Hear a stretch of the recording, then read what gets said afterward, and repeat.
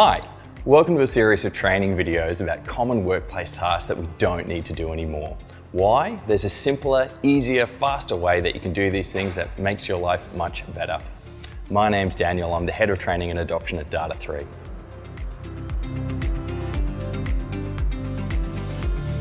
We've all heard this question many times, and if it's a co-worker asking, the answer is no. We no longer send documents via email. They clog up our email servers and version control becomes impossible if there's editing that needs to be done. I'm going to show you two ways to do this. I have a PowerPoint file here that I'm going to save to OneDrive, and we'll call this one Demo Presentation. So method number one.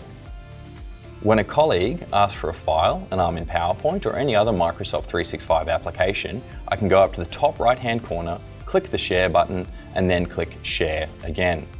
I start typing out the name of the colleague I want to share this file with. In this case, it's Mia. I then check the sharing permissions are correct for the situation. In this case, I'm going to let Mia edit the file. Then I click Send, and it's done. Now let's look at method number two.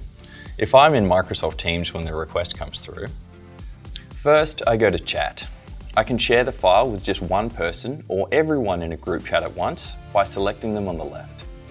I then click the little plus button down here on the right and select Attach File. My list of recent files will pop up here and I can select one of those, or I can choose a file already saved to OneDrive by selecting Attach Cloud Files. I can also upload a new file if I've been working on it locally.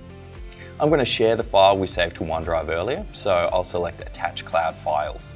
It's then simple to select the file, attach and send, and everybody in the group now has access to the file. No more sending documents around internally via email. I hope you found this tip useful, and please feel free to share it with your colleagues as well.